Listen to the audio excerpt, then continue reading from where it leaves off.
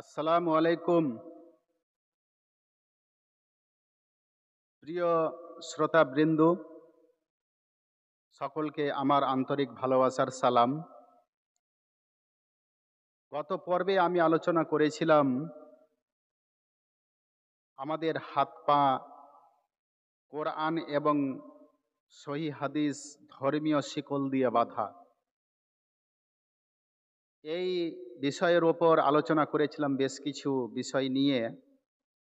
এই পরিপ্রেক্ষিতে অনেক কিছুই আলোচনা করেছিলাম যে আমাদের ধর্ম এখন বর্তমানে পরিপূর্ণ। নবী যতদিন জীবিত ছিলেন, জীবিত থাকাকালীন আমাদের ধর্মীয় পরিপূর্ণ করে তিনি গিয়েছেন। তার মৃত্যুর পরে সাহাবীদের থেকে শুরু করে আজ বর্তমান পর্যন্ত কেউ একটা নক্তা ইসলাম ধর্মে বাড়াতেও পারবে না এবং ধর্ম থেকে বাদও দিতে পারবে না। যদি কোনো মুসলিম কিছু বাড়ানো এবং কিছু বাদ দেওয়ার পরিকল্পনা করে, তারা যদি ইচ্ছা করে থাকে বা ব্যবস্থা করে থাকে বা যদি সত্যিকারে করে, তাহলে অবশ্যই সে মুসলিম হবে না। মুসলিম ধর্ম ছাড়া অন্য কোনো ধর্মের সে অন্তর্গত হবে। হয় হিন্দু, হয় খ্রিস্টান, হয় ইহুদি, হয় বেঈমান, হয় মুশরিক, যত যা আছে ইসলাম ধর্ম ছাড়া। কারণ ইসলাম ধর্ম পরিপূর্ণ, সেখান থেকে বাদ দেওয়া এবং কমানো এবং বাড়ানো কিছুই করা যাবে না।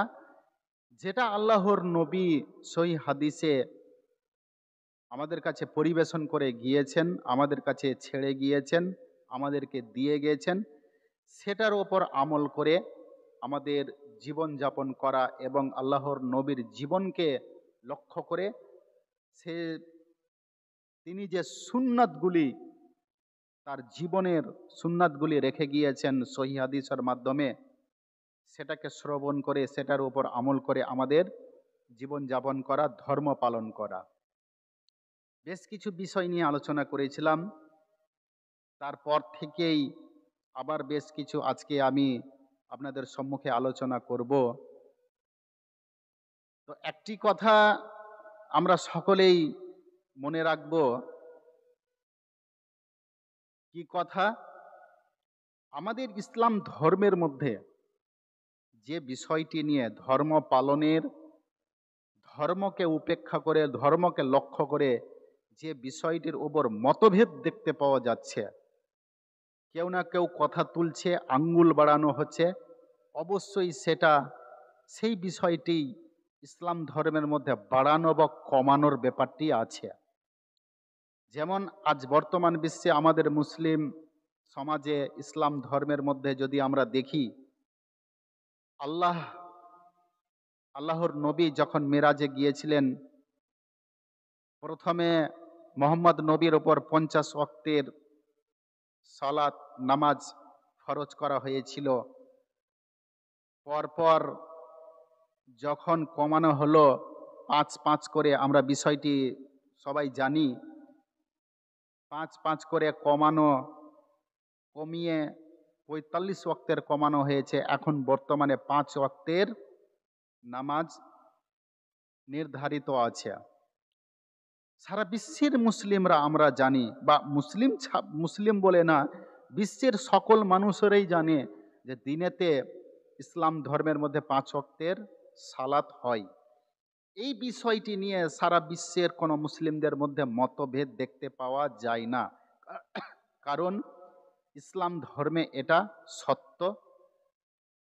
আল্লাহ প্রথম দিয়েছিলেন মোহাম্মদ নবীর উপর, তিনি নিয়ে এসে মানুষের কাছে উপস্থাপন করলেন, পরিবেশন করলেন, ব্যাখ্যা করলেন, সবাই শুনলেন।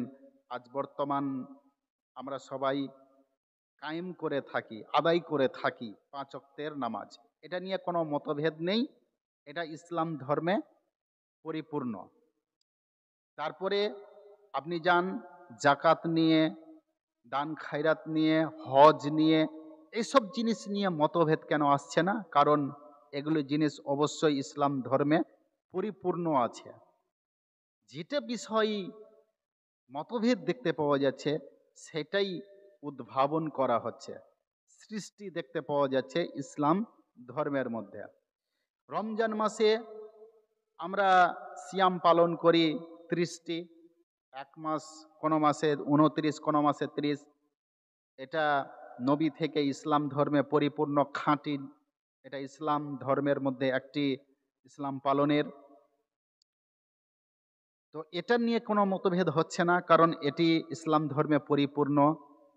এবার দেখতে পাওয়া যাচ্ছে কিছু খুঁটিনাটি জিনিস, যেগুলি জিনিসে এই যে কিছু ভণ্ডগিরি নিজেকে আলম মনে করে থাকে, তারা যে নক্তা বাড়াতে পারবে না সেটাতে যাচ্ছে না, কিন্তু যেগুলিতে তারা নক্তা বাড়াতে পারবে, যেগুলিতে তারা প্রভাব দেখাতে পারবে, মানুষের কাছে বলতে পারবে, সেই বিষয়গুলির যে মতভেদ উঠে আসছে সেগুলি আমাদেরকে দেখতে হবে যে এগুলি হচ্ছে ইসলাম ধর্মে নতুন উদ্ভাবন। 5 ওয়াক্তের সালাত, এটা নিয়ে কোনো মতভেদ নেই, কিন্তু এই সালাদটি, এই নামাজটি আমরা কিভাবে পরিপূর্ণ করব, আদায় করব, সেখানে কিছু কিছু অংশ নিয়ে মতভেদ সৃষ্টি করা আছে। যেমন আমরা অজু করার পরে মসজিদে বা বাড়িতে বা যে কোনো জায়গায় আমরা যদি সালাত আদায় করি, নামাজ আদায় করি, আল্লাহু আকবার বলে বুকে হাত বাঁধি, কিন্তু হাতটা কোথায় বাঁধবো এটা নিয়ে উদ্ভাবন আছে বা মতভেদ আছে, এটা নতুন সৃষ্টি আছে। আল্লাহর নবী থেকে, আল্লাহর নবী তো নামাজ পড়তেন, অবশ্যই তিনি নামাজ পড়তেন, এবং কিভাবে নামাজ পড়তেন সেটা অবশ্যই সহি হাদিসের মাধ্যমে ব্যাখ্যা আছে। সহি হাদিসে আছে এটি, সাহাবীরা সবাই নামাজ পড়েছেন, সাহাবীরা নামাজ পড়তে দেখেছেন, যেরকম ভাবে নামাজ পড়েছেন সেরকম ভাবে সহি হাদিসে আছে, সেটা নিয়ে মতভেদ আছে। তো এই নামাজের উপর মতভেদ সৃষ্টি করতে পারে না। 5 ওয়াক্তের সালাত নেই, 6 ওয়াক্তের আছে, বা 5 ওয়াক্তের আছে, বা 5 ওয়াক্তে তো আছে, 4 ওয়াক্তের আছে, এটা নিয়ে মতভেদ সৃষ্টি করতে পারে না। কেউ বলে না যে না 5 ওয়াক্তের সালাত নেই, 4 ওয়াক্তের আছে বা 6 ওয়াক্তের আছে। কেউ কিছু নতুন উদ্ভাবন করতে পারে না এখানে। মাগরিবের সালাত আদায় করি আমরা, মাগরিবের নামাজে 3 রাকাত নামাজ আছে, সেখানে কেউই বলতে পারে না 3 নেই 4 আছে, কারণ সেখানে পারবেই না কিছু করতে। তো এখানে বুকে হাত বাঁধার ব্যাপার নিয়ে এখানে তারা অস্ত্র চালাতে পারবে, সেখানে এইটা বিষয়টি নিয়ে মতভেদ আছে। কেউ বলে বুকের উপরে হাত বেঁধে নামাজ পড়া সহি সুন্নাহ, নাভির নিচে কোনো হাত বাঁধার সিস্টেম নেই, নিয়ম নেই, নবী থেকে প্রমাণ নেই, এই দুটো নিয়ে আছে। তো আসল কোনটা, এখানেই মতভেদ আছে। এটাই হয়ে যাচ্ছে যে নতুন সৃষ্টি।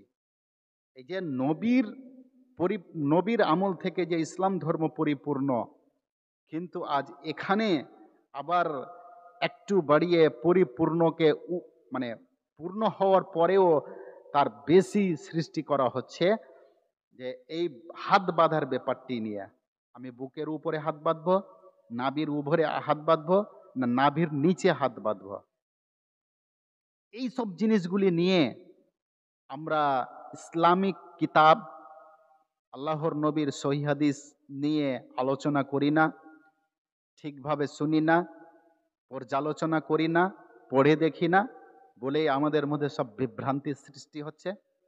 আল্লাহর নবী যে নামাজ পড়তেন, প্রথমেই আল্লাহু আকবার বলে যখন বুকে হাত বাঁধতেন, কোথায় হাত বাঁধতেন? অবশ্যই তো সহিহ হাদিস আছে পৃথিবীর মাটিতে। তো সহিহ হাদিস আছে, তো সহিহ হাদিসটি আমাদেরকে জানতে হবে। আমরা মতভেদ হচ্ছে, তো মতভেদ কেন করব? যেটা সহিহ হাদিস আছে সেটাকেই আমরা জেনে সেটার উপরে আমল করব। এখন কেউ চ্যালেঞ্জ ছুড়াছুড়ি হচ্ছে, আমি বুকের উপরে হাত বাঁধবো, নাভির উপরে না নাভির নিচে?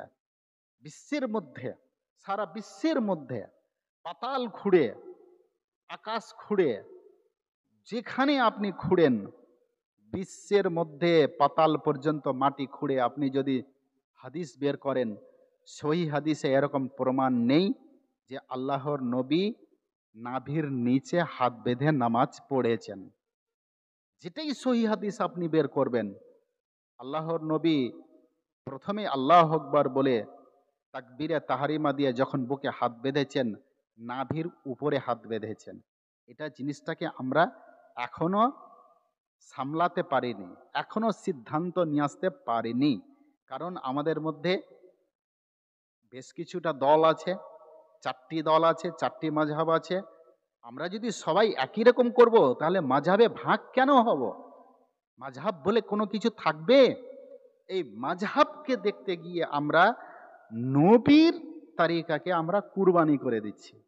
তো আমরা মাযহাব দেখে নামাজ পড়ব? যে মাযহাব, যে মাযহাবটা যে ইমাম সৃষ্টি করেছে, তৈরি করেছে, ওই ইমাম যদি সত্যিকারে এরকম ভাবে নামাজ পড়ার তারিকা যদি বলে যান, তাহলে সেই ইমামের তারিকা আমি দেখব না নবীর তারিকা দেখব?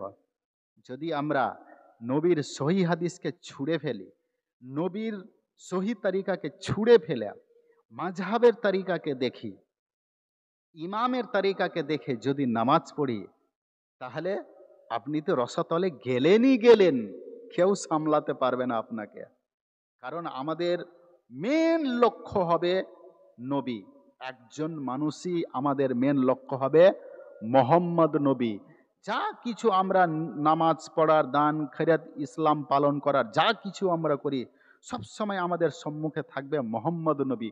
মোহাম্মদ নবী নামাজ কিভাবে পড়েছেন সেরকমই আমি করব, এর বাইরে করব না।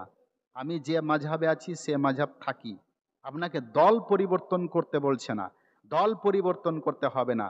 তবে যে দলেই অন্তর্ভুক্ত থাকেন আপনি, যে মাযহাবেরই থাকেন, একজন মানুষের নিয়ম তারিকা মেনেই আমাদেরকে ইসলাম পালন, সালাত আদায় করতে হবে। সেটা তো হয়ে গেল। এবারও আছে রাফা আদাইন।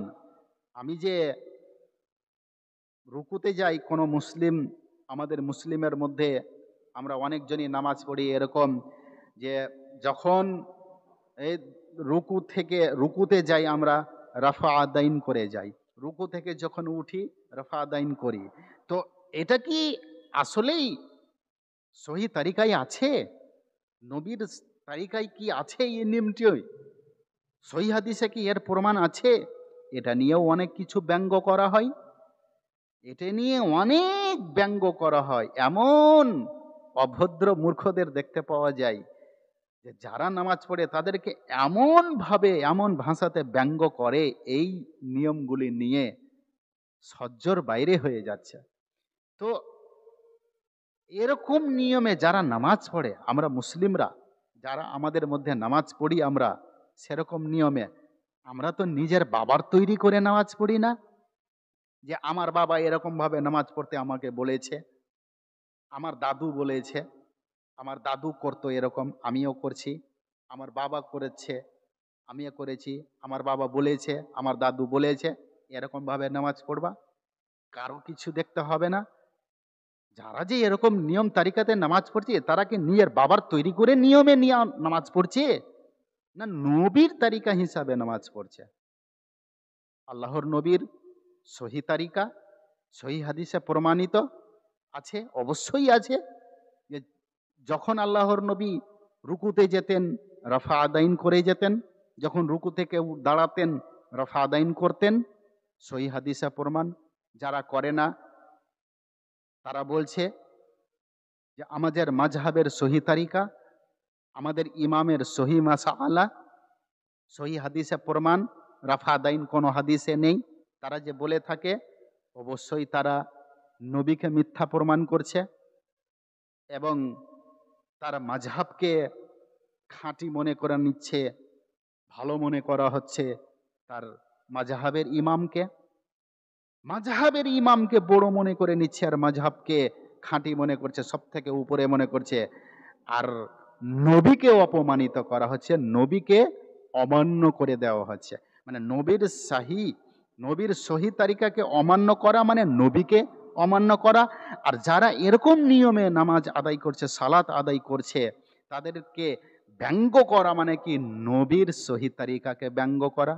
আমরা যে করছি ইসলাম শরীয়তের সহি হাদিস, সহি তারিকা, সহি নিয়ম না মেনে, এরকম যে আমরা মাথাতে বড় পাগড়ি নিয়ে, মাথাতে টুপি লাগিয়ে, বড় বড় জুব্বার পাঞ্জাবি লাগিয়ে, দাঁড়ি ছেড়ে ইসলামের জ্ঞানী মনে করে আর নবীকে ব্যঙ্গ করছি, কি অবস্থা হবে আমাদের?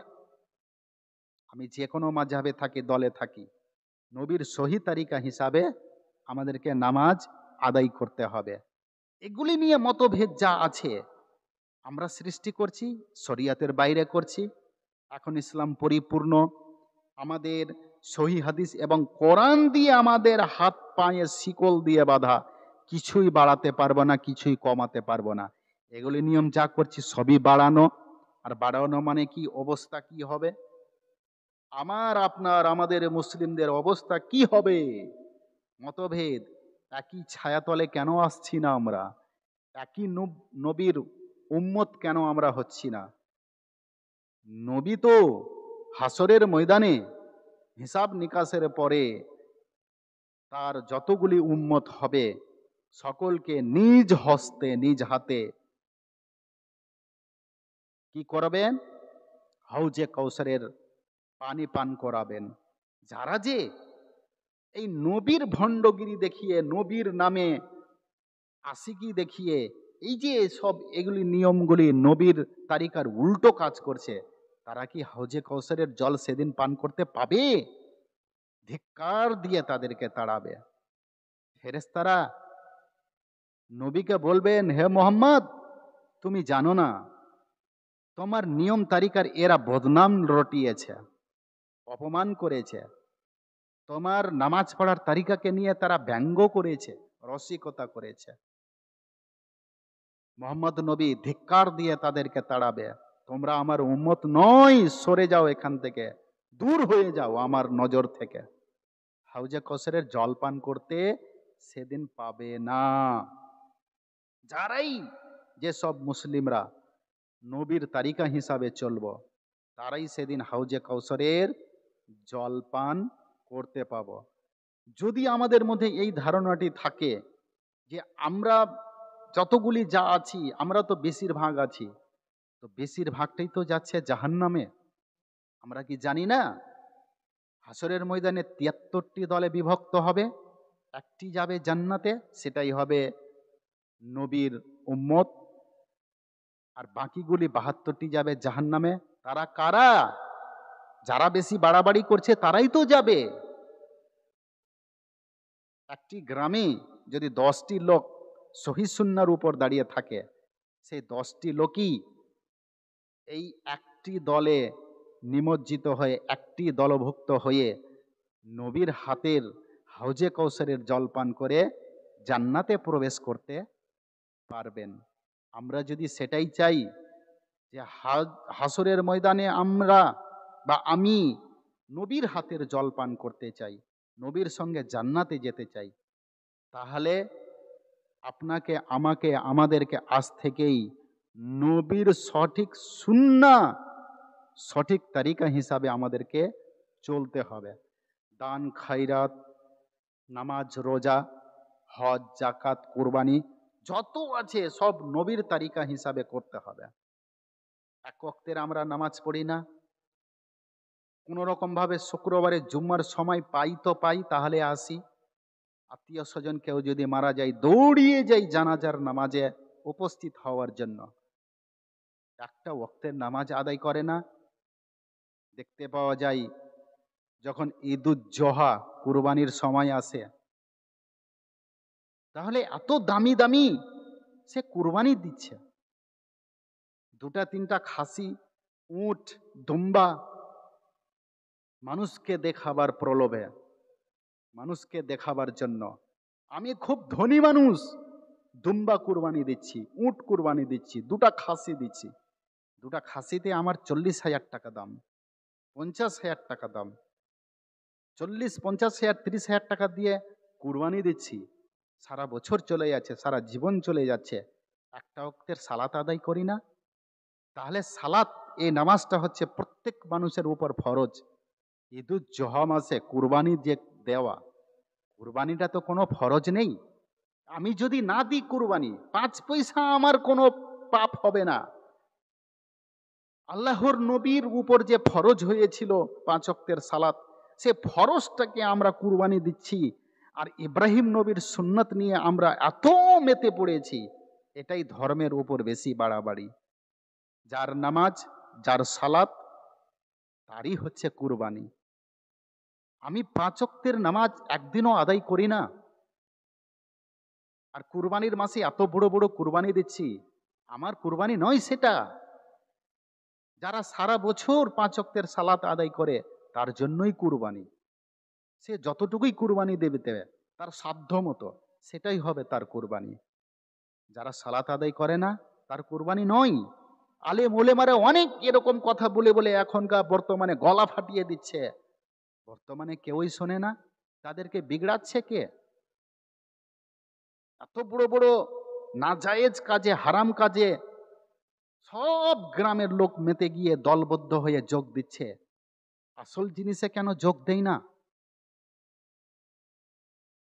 এত সব করা হচ্ছে বড় বড় মিলাদুন নবীর নামে, আর কিছুর নামে, আর কিছুর নামে মাজারে দেওয়া, দলবদ্ধ হয়ে খাসি নিয়ে যাওয়া, মুরগা নিয়ে যাওয়া, সেখানে জবাই করে মাংস ভাত খেয়ে আসা, তার আত্মীয় স্বজন সবাই গাড়ি ভর্তি করে মাজারের দরবারে গিয়ে আমরা সেরকম করি।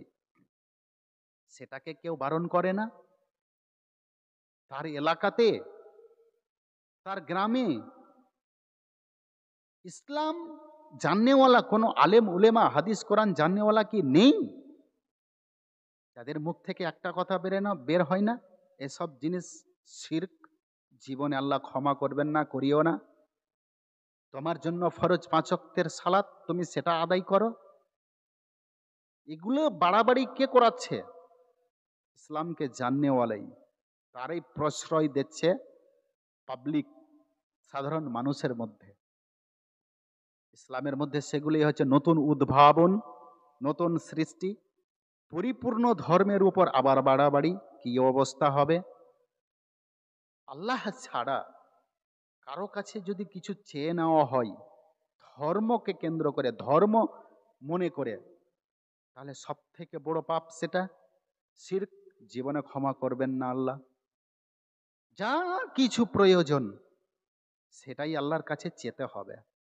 তোমার যদি জুতার একটা ফিতার প্রয়োজন হয়, সেটাই আল্লাহর কাছে চাও, আল্লাহ তোমাকে দেবেন। আল্লাহ কি আকাশ থেকে নেমে এসে ফিতা নিয়ে এসে তোমাকে দেবে? যেমন আল্লাহ কারো মাধ্যমে কিছু করে দেবে, তোমার কাছে পৌঁছে যাবে সে ফিতা।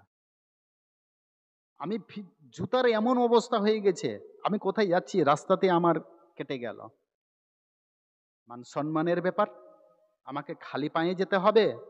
আল্লাহর কাছে চাইছি, আল্লাহ তুমি কোনো ব্যবস্থা করে দাও।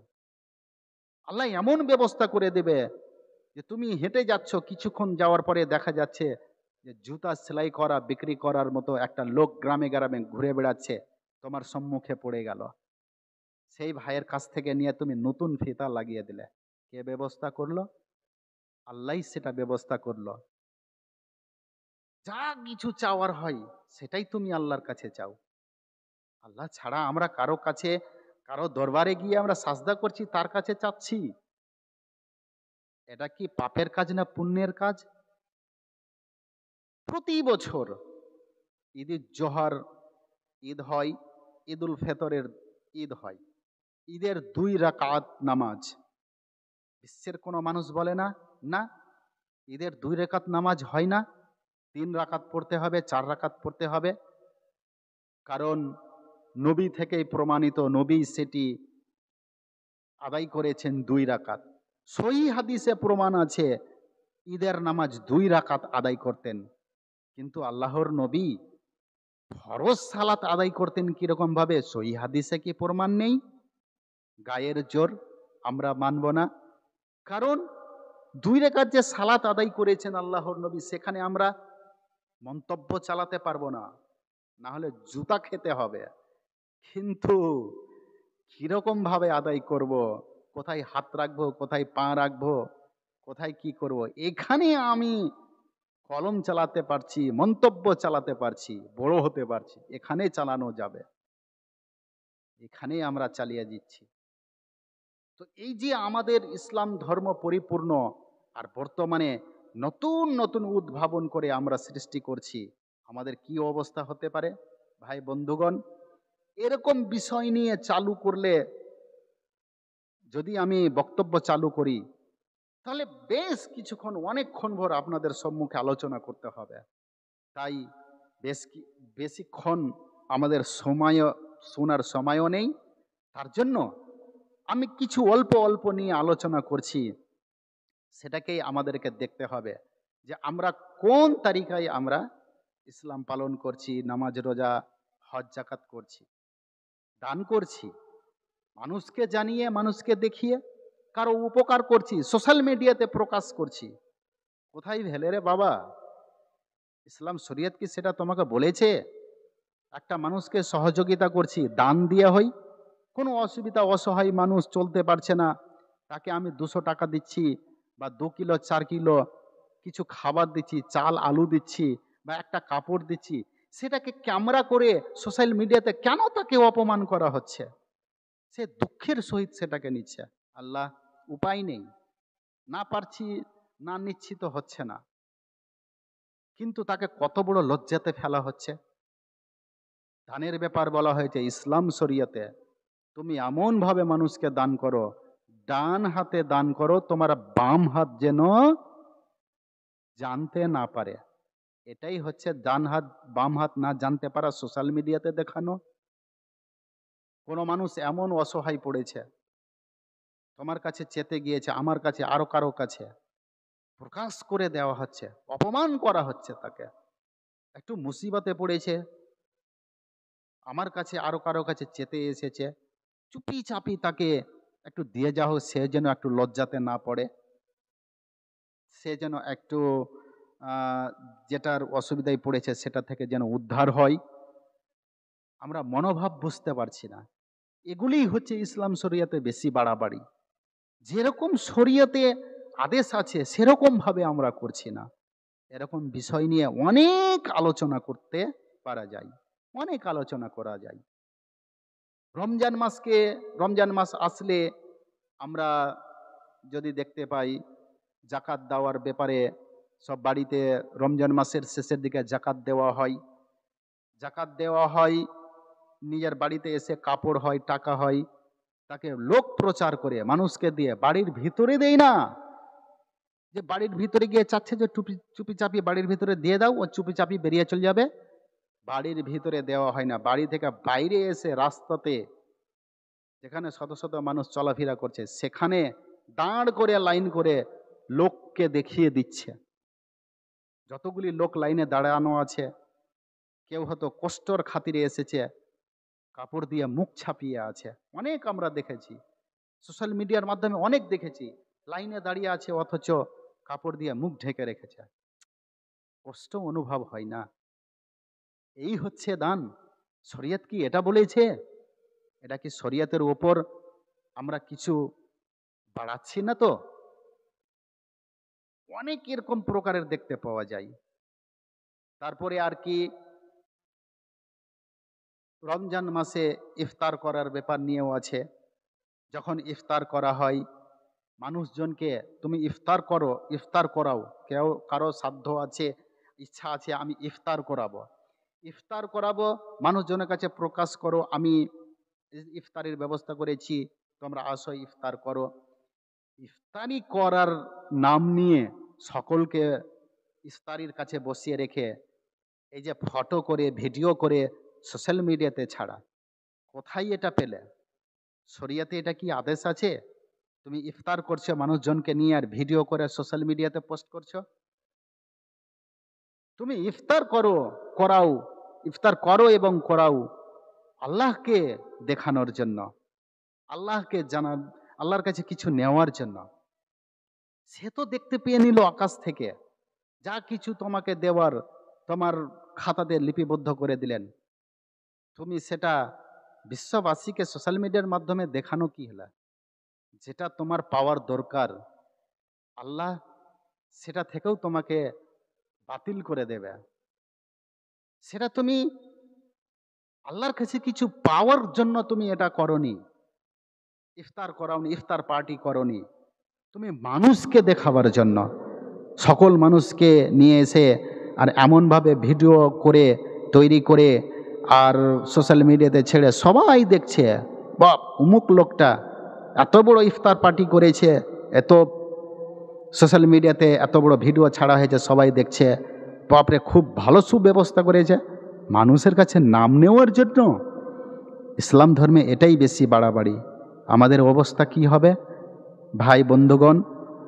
আজকে যে আমি দ্বিতীয় পাঠ আলোচনা করলাম, খ বিভাগ, আজকে এতদূর পর্যন্তই। ইনশাআল্লাহ এর পরবর্তী যদি সময় পাই, আল্লাহ যদি আমার নসিবে রাখে আর আপনাদের যদি শোনার নসিব রাখেন, তাহলে অবশ্যই এর পরে তৃতীয় পাঠ আমি নিয়ে এসে এরকম ধরনের আরও বেশ কিছু আরও কি আছে এই বিষয় নিয়ে আলোচনা করব। তো এতক্ষণ পর্যন্ত যেসব বিষয় নিয়ে আলোচনা করলাম, ভাই বন্ধুগণ, কোনো মাযহাব টেনে বা কোনো কথা টেনে এই আমার বক্তব্যটা দেখবে না। আল্লাহর কোরআন এবং সহি হাদিস দেখেন, আল্লাহর নবীর সহি সুন্নাহ দেখেন, আল্লাহর নবীর তারিকাতে কি এই বিষয়টি পড়ছে? যদি না থাকে, আমাদেরকে সেখান থেকে বেরিয়ে আসতে হবে। সঠিক নিয়মটি কি সেটা দেখতে হবে। সেটাই যদি আমরা দেখি আর পালন করি, তাহলে আমরা কিছু সওয়াবের হকদার হব। আল্লাহ যেন আমাদেরকে জানার বুঝার তৌফিক দান করেন। আল্লাহুম্মা আমিন।